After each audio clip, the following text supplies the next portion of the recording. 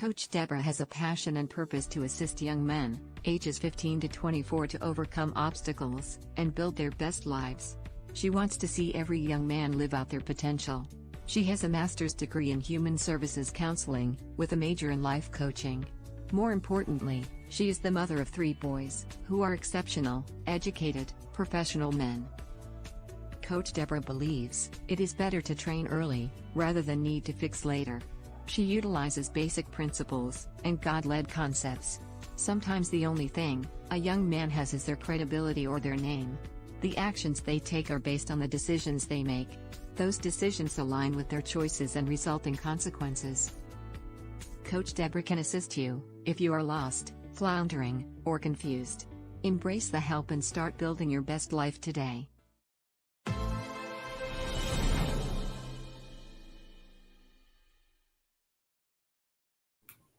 Good evening. Happy Tuesday. Thank you all for tuning in to Build Your Best Life with Coach Deborah D. Smith. I am super excited because I have one of my sons on with me tonight, Pastor J. Scott Cotton. How are you? I'm doing well. How are you? I'm doing great. Great. Thank you for having me on tonight. Thank you for being here. Yes, we are continuing talking about reaching out, because if we just sit around, stand around, and look at the plight of our young men and we don't reach out to assist them, then we really don't have a right to complain. But if we all get together and reach out and try to assist them together, we can all do more. So for May, we have been talking about reaching out to nurture, and this is our last broadcast this month. And we have a great topic tonight. We're going to be talking about, do you see what I see? But first, I want to make sure that you like, comment, and share with family and friends. Make sure that they're going to get this information. Get your tablets, your pads, your pens, get ready, because I'm always adamant about getting people on here that can give you some great nuggets to assist young men, mothers with sons, and anyone that's interested in seeing our young men become the best that they can be. So I know that Pastor Cotton is going to give us some great nuggets tonight. So make sure you like and share. And I want to say good evening to all of you who have tuned in. I see Paula Cotton. Hi, Paula. That's Lady Paula Cotton. Deacon Holmes, Peggy Wiggins, Deacon Dan Smith, and Deacon Watson, and Agnes Copeland. Thank you all for tuning in. And we are going to get started. But first and foremost, I know you've been on here before, but I am happy to have you back. So would you please tell our guests that don't know you a little bit about yourself, and then bring us all up to date about what's been going on? Oh wow, this is always the hardest part of being on any type of platform, is to kind of share who you are. I'm a native of Jacksonville, Florida. Graduated from a local high school here. Went on to college. My last degree is a Master's of Divinity with a concentration in Christian leadership. I am the executive pastor at one of the greatest churches on this side of heaven, which is St. Paul Church of Jacksonville, under the leadership of Bishop Guns. I've been there for 26 years, started out as the youth pastor, now serving as the executive pastor. I am the founder and CEO of Cotton & Company Leadership Group, as well as Advanced Coaching Solution. And I'm a certified leadership coach. And I love people. I love interacting with people. I love seeing the best come out of people and helping individuals find that path to success and all of the things that they are called to. So I just kind of like to say I'm just a vessel. I'm a servant. I'm just trying to help lead people in the right direction. Great. Well, thank you so much. Well, fathers have a huge role to fill in the lives of their sons. Now, mothers are amazing. I can attest to that. So accolades to the moms. Yes. And they consistently nurture their sons. However, there are certain traits in life that only fathers or father figure can teach young men. It is important to note that fathers that are active and showing up to teach based on what they have been taught are seen during their lives.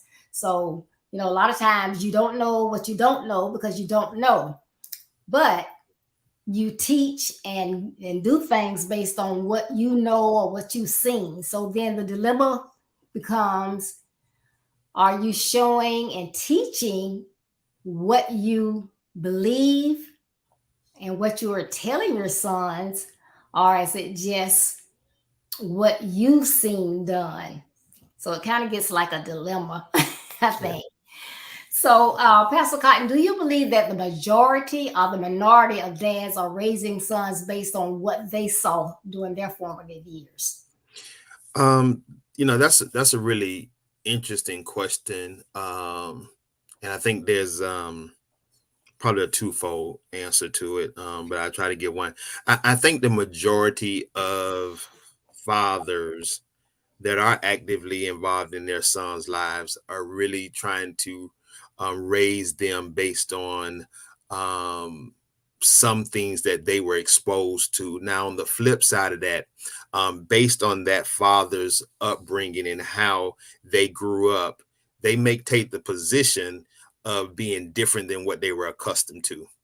But I think for the most part, we are all shaped by the world around us. We're all shaped by our environment.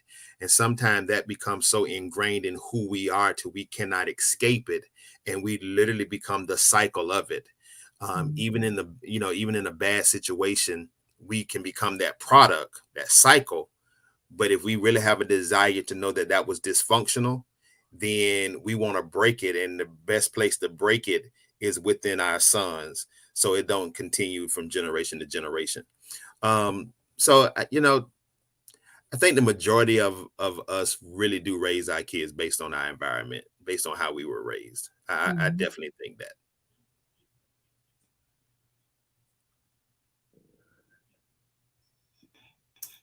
Okay. All right, and I agree with that because I know my mom was a yeller, and I was a yeller as well. And then as I grew and found out, hey, that was just totally, totally wrong, and I realized all the negative impacts that that could have. So my voice still tends to elevate, but I try not to yell. Right. Because it can really be devastating, and it can go, if you start yelling at a child and that's all they know is someone yelling at them, it goes with them throughout life. And then when they get on jobs or whatever, the first time somebody yells at them, it's like, they might just lose it because it's like, hello, wait a minute, you're not my mom, you're not my dad. Why are you yelling at me? Right. So it can have a huge impact. Yeah. Hi, Yvonne. Thank you for tuning in today. Many believe that mothers are the only one that are nurturers. But, I've done some research and I looked it up and I know what I thought. But based on the research that I did, fathers do, in fact, nurture as well, which is what I thought. So fathers may not nurture in the same way that mothers do. So what nurturing techniques are more prevalent among fathers, do you think? As men, we're kind of raised to have that tough skin, right? So when we talk about nurturing, our nurturing is not the always the warm, fuzzy feeling type nurturing. It is, if I have my son is 27. So, growing up, if he fell and scratched his leg, my nurturing style in that moment was going to be quite different than his mom. His mom was, kind of, baby him and hold him and stuff. And I'm like, man, boy, if you don't wipe that off and keep going. So we kind of nurture them to be tough. We kind of nurture them to have, tough work ethic sometimes.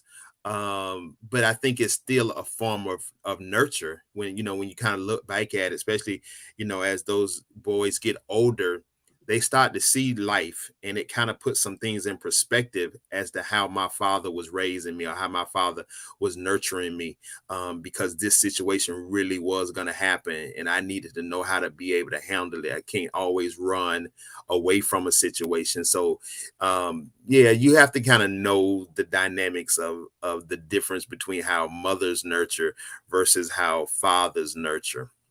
And I think it's all a form of nurturing, though. All right. All right. And we got a comment here that fathers definitely nurture. It was a great point. Yes, they definitely do. So don't let anybody fool you that dads are just, sitting around and moms are doing all the nurturing. Dad does it too, you know. Right. So I didn't even notice that with my younger son now, because anybody that knows me knows how I am around kids.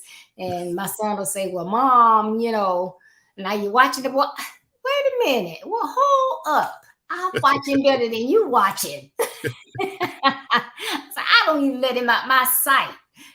What are you talking about? So, I watch my son, and I said, "Well, I know you're tired. You want me to watch him?" No, no, I haven't spent time with my son this week, so I come in late, and I'm going to spend time with him today. It's like, okay, all right. And then you see them; they're sitting there watching the game together. My son Chris is not pretending. Chris is playing video games, and Grace is sitting there thinking he's doing it too. So it's just cute. But he's again learning what his dad's doing. He's wearing Absolutely. a cap like his dad. Absolutely. And when he gets older, he'll find himself saying, "Oh my God, my dad did that," or "I'm just like my dad." I'm finding more and more as I get older, I really, act like my dad. I talk like my dad. I say things to my son like my dad would say to me. Um, and I didn't understand, and I didn't appreciate that when I was younger, when I was in my parents' home. And my dad was here, but my dad would always tell me, one day you keep living and you're gonna understand what I'm trying to say to you, or how I'm trying to get you to understand the importance of being a father, being a man, and being a husband. You're gonna really understand that. And at my age now, at 53, I really do understand what my dad was doing when he was, hey, you ain't finna spend all summer playing basketball or football. You're gonna go to work with me, and you're gonna learn how to work. You're gonna build your work ethics. So I appreciate it now, but then it was a tough pill to swallow, because I didn't understand why I couldn't play with my friends during the summertime like I wanted to. All right. Yeah, and that's such a good lesson because, like you say, it's so hard. It's like you see your friends and you wonder, well, why can they hang out and I got to go do something different? But now Right. you're probably so much and more advanced in certain areas, more self-disciplined or whatever than they are. So now you really appreciate it and they're like, oh, okay, all right, I got it. Yeah, absolutely. Yeah. So we tend to, whether it's those negative things or positive things, we learn and then we can take it on to the next generation, hopefully those positive things. And then what we learn out of the negative, we can kind of tweak those before we pass them on. Right. Totally agree. Yeah. So, in your opinion, what are the long term effects of fathers who are actively nurturing uh, in their sons' lives? Um, the long-term effects is you have, you raise a better man. You raise a more committed man. I think you raise a man who understand what his purpose and his vision is for his life. My son, his mother and I, we got a divorce when he was young. I think Joel might have been 3 years old when his mom and I divorced. But I made a commitment that um, I would be his role model. Now he played basketball And I wasn't a basketball player, wasn't a basketball star. So I understood that he would have guys, professional guys, college guys, or even, some of his peers who, played at a level that he wanted to play at. And I knew he would gravitate to them. And I was okay with that. But in terms of being a father, being a man, being a husband, even knowing how to manage situations, even with in that season of being divorced, I made that commitment that I was going to be his role model. I was going to be his example. And to this day, when I see my son, who's now married, who's now in his career, I see what that commitment produced. He's a more focused young man. He is very clear with his purpose. He's very, he communicates and have those tough conversations with his wife. And I see him managing life. And I think when a father makes that commitment to remain an active part of their son's life, whether they're either with the mother or not with the mother, you're going to produce success. And I think that's what, as fathers, we really should strive for, is that our sons be successful men of integrity, men of commitment, men of discipline. And for me, I can't leave out my faith, but a man who loves God and who worships and knows how to pray for his family in tough seasons. So it goes a long way, and it's going to pay off in the end, even though sometimes when they're young, you may think, they're not listening to you, or they may even get angry with you about some of the things or the decisions you make as a father towards them. But you have to stick with it and know, I'm doing this because I want you to be better. And my commitment is I wanted my son to be better than me.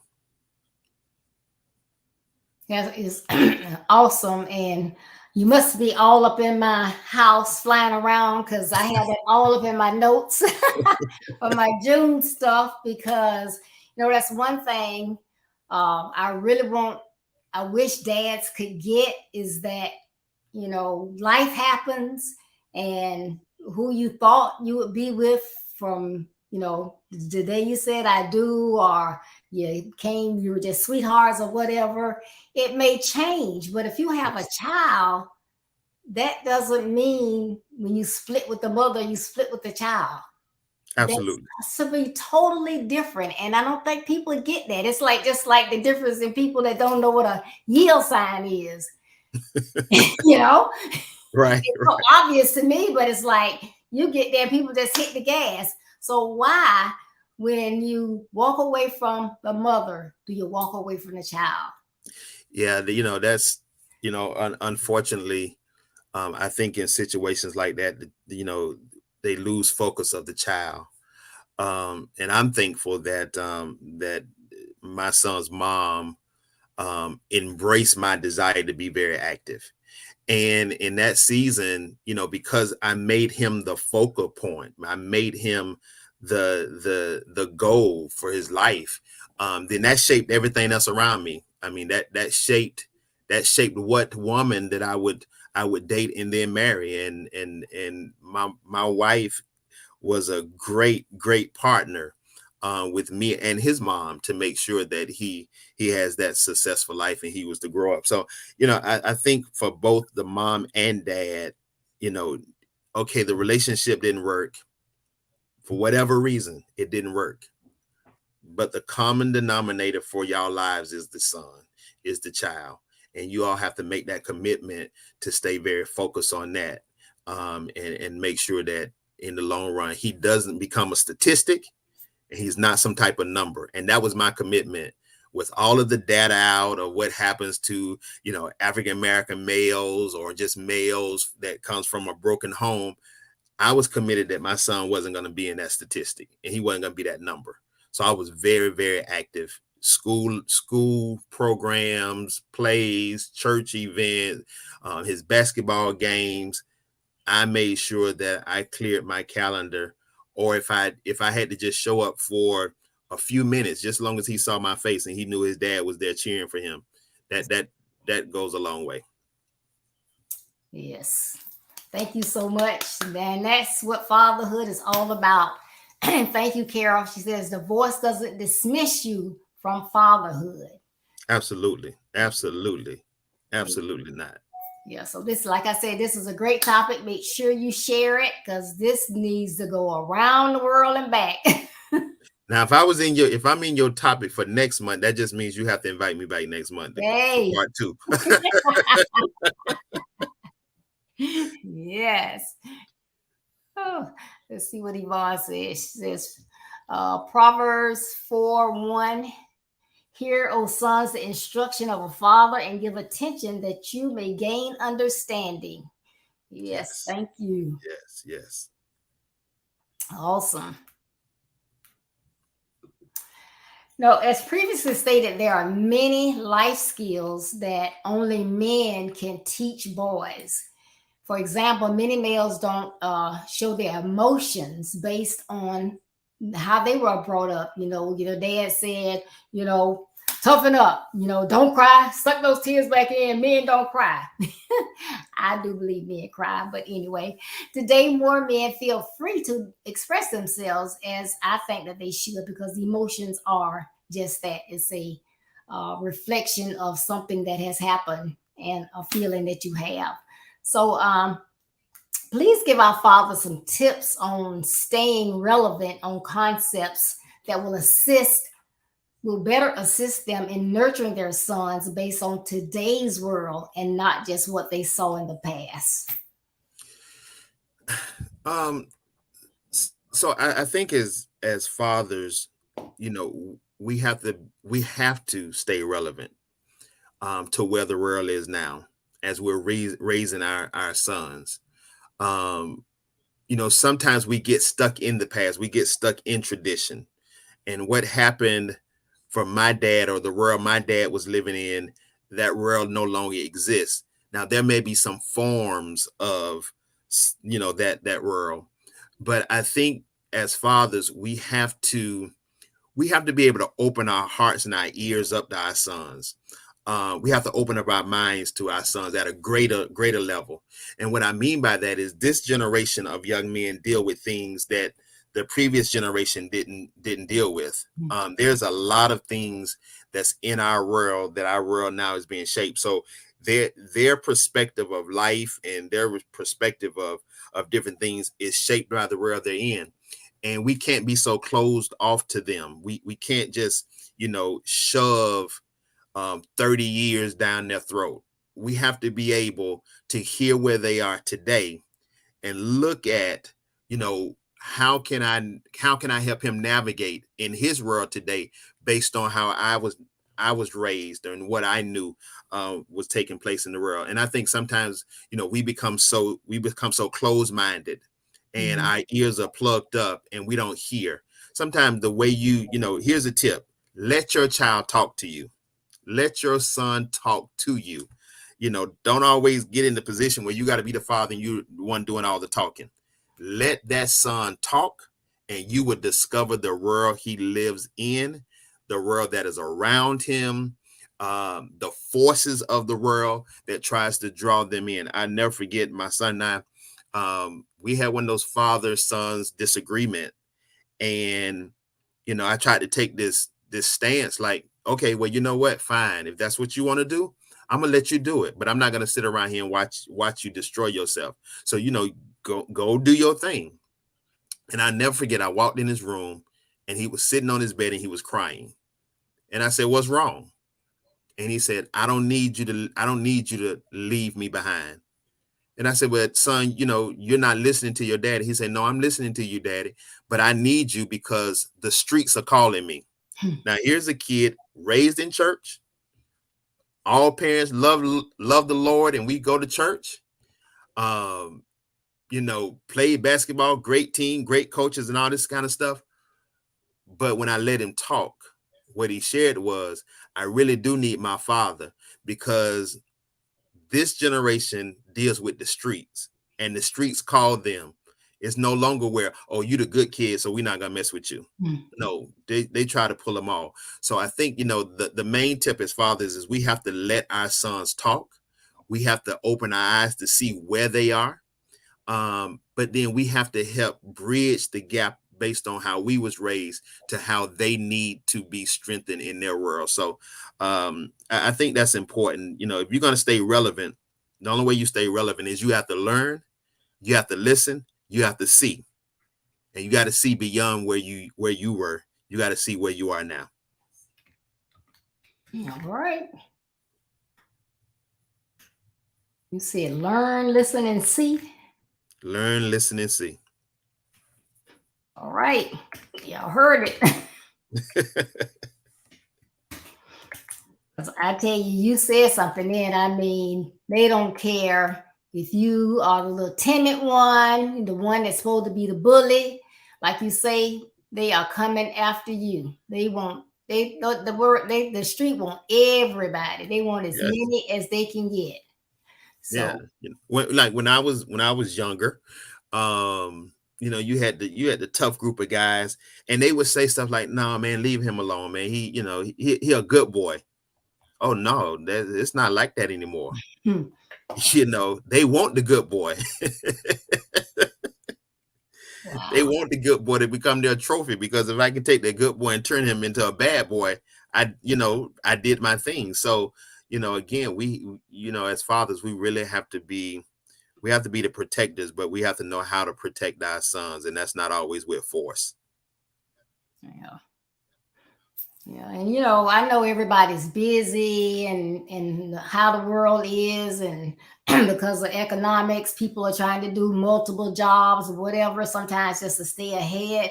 But we have to slow down, and like you say, you're not just talking at or letting your child talk at you, but you got to really take time to stop, focus, look at them in their eyes, listen to them, hear what they're saying. Because a lot of times they are crying out for help.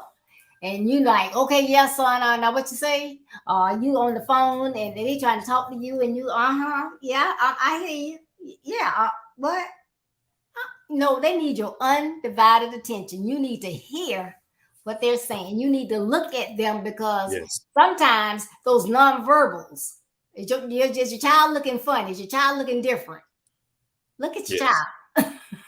Yeah, you have to pay attention to them, and to that point, if I can piggyback off of that, there are some fathers who are working multiple jobs, to try to make the ends meet, to try to provide for their kids, but I would plead with them to find that single moment. I discovered that all a child wants is time. Mm-hmm. When they're younger, all they want is time. So as I mentioned before, when I went through my divorce, financially trying to rebound from that, all of the things that we both had, accumulated in our marriage, and I was trying to, manage all of that myself. And I would pick up my son, and sometimes I would pick him up from school, and I would only have enough money to buy him something to eat before I took him home. And I would do that. I'd buy something. He was like, "Dad, you're not getting anything?" Son, no, I ate earlier, or I'm good, just making sure you have something. And then there would be times where we would go into Best Buy, didn't have money to really entertain him, but we would go in Best Buy, and we would walk around Best Buy. We would look at all the gadgets. We would look at all the new games, that the PlayStations and stuff. And we would stand there and we would get those controllers when they used to have the displays, and we would just be playing and, doing little things. He didn't know that was my form of entertaining him. But you know what? It didn't matter. It was just the time. Yep. It was just that time that I spent with him. He didn't know that I was just using, that I didn't have any money to take him to a movie or a, somewhere to play games.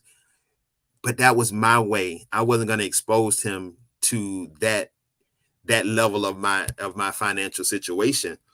But I just discovered all he wants is time. He was just as happy to stand up there and play a couple of minutes Madden game in Best Buy if I took him somewhere else. Right. So to fathers, I have to make that plea to you. Just find that time. Just find that time. Sometimes you're working and you could be extremely tired, and you just want to get in the house and relax. But take that extra level of strength. Ask them how their day was. Ask them what's going on. Even if you sit down and just call them to you. Just kind of be there, because that's all they want. They want to know that you're there and that you care. Amen. That's good stuff. All right. So please provide your closing thoughts on values that dads can pass on to their sons to assist them in building their best lives. So, everyone is different. So, everyone have a different values and different value systems. So what I would say to fathers is, sit down and really think about, as a man yourself, what are your values? What are your values, and are they healthy values where you can share them with your sons? But also, your values ought to be able to be so healthy that they help shape how you father your sons. It's not just that I'm trying to leave a legacy, so I'm going to pour out on my son what my values are, because his values may change as he grows older as a man. But you want to take your values and you want to make sure that they are healthy enough for you, that help shape you to be the father that your sons need you to be. But share your values. I will say that definitely share your values, because that way, that gives them, as they're growing older, they then understand who you are, but they also understand why you do the things you do, why you say the things that you say. So my son knows my values. So he knows how his dad life is shaped, and my life is shaped around my value system. And he understands that. So it's not he's like, oh God, my daddy is on another planet. No, he understands that's who my daddy is, because that's his values. My daddy values is to be a man of integrity, to be a man of commitment, to be a man of, that's very relational. So he understands those values, and he knows that that's what shapes my decisions, and that's what shapes my conversation even with him. So make sure you have some healthy values. All right. I love it. So, dads, when you look in the mirror, who's looking back at you? What are your values? What are you showing your sons? Because our millennials and Gen Z, you cannot tell them one thing and they see you doing something else. So, what Not at are all. your values? Not at all. And they may never say anything to you, but they're going to think about what they see about you. And that's what you have to understand. Our sons sometimes would never say it. Now, they may say it in a moment of anger, but they would never, I believe they respect you enough not to say what they see. But it doesn't mean they're not thinking it about what they see. So you can't say, oh, your father is a man that's a man of integrity, but then they see you doing the opposite of what a man of integrity looks like, and you want to shove integrity down their throat. No, that's only going to damage your sons.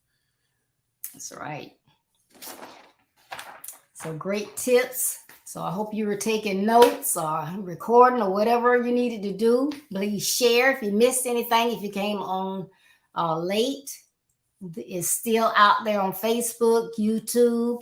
Go back and re-look at the video and make sure you share it with especially our young men, mothers with sons that need that encouragement, and dads. This was a good one. So please, please, please share. And if you are just, if you have only liked my personal Facebook page, please make sure that you like my Build Your Best Life page. That way you will, I can see you when you come on here and see your comments. Otherwise, I can't see you. You may be on viewing, but I won't know you're on. So like this page, excuse me, as well. Please subscribe to my YouTube page. So if anything happens on Facebook, you're always there on YouTube as well. So again, Pastor Cotton, thank you so much for for coming on today. But could you please tell everyone again those services that you offer and how they can reach you? Sure.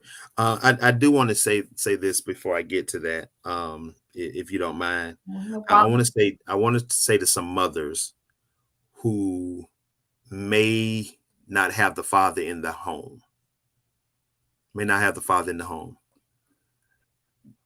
find a father figure. If you don't have a good relationship with the father and you don't think that that relationship can be mended together and that you all can focus on the bigger picture, which is the son, then find a brother, find a neighbor, an uncle, someone who can help nurture that young man.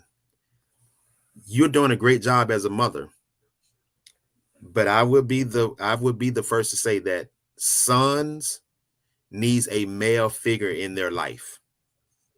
They need a male figure in their life. So mother, stop, wipe your tears and just find someone who can nurture your son, that he can build his best life. I am a certified leadership coach. You can find Cotton and Company Leadership Group. You can find Advanced Coaching Solutions on Facebook, Instagram, and Twitter, YouTube. I train and develop leaders to be effective, both in the workplace as well as in their personal lives. I offer coaching solutions, strategic solutions for success for organizations as well as individuals. So I would love to connect with you all, because I believe that everyone is called to be a leader. We just need to make sure we're planting you in the right field that you may grow and bloom and blossom. Thank you. Excuse me. And again, thank everyone for tuning in today. Please join us Thursday at 6:30 p.m. Eastern Standard Time. It's going to be June, and we are reaching out. Dads, reach out. And our topic on Thursday is, please help me. I want to be a good dad. Sometimes you can't do better because you don't know better. That's right. And if you are a new dad or you've been a dad, but you know that you don't have the skills that you need to be effective as a dad, it's okay to ask somebody, because I'll just be honest, coming up and how I came up, I was never really told, well, this is how you raise a son. This is what you need to do. And it was only females in our family. So I was like trial and error with my son. So you have to ask. If you don't know, you got to ask questions. And there's always someone that's assigned to assist you. So that's what I'm going to be talking about on Thursday. So please join us. As well, please make sure that you visit my website, www.buildyourbestlife.org. On there, you can read my blog that comes out each Monday. You can see my calendar of events. All my 4 major events for the year are already out there. June 12th through the 15th is our second event of the year, and that's our Men and Boys Conference. Please, please, please make sure you put that on your calendar. I'm excited this year because we have some young men that are speakers. Awesome. 2 college students we have. There's going to be 2 of the speakers, and then we have more seasoned men as well. But make sure that you check us out. And that's again June 12th through the 15th. And if you can't be there during the live, they'll be on YouTube and Facebook. So you can go back and look at it at your leisure. Make sure you look at the services that I offer, which is speaking, consultations, coaching, webinar speaking, and you can get an autographed copy of my book, Build Your Best Life. And it's about your life, your credibility, and your actions, overcoming obstacles and building your best life.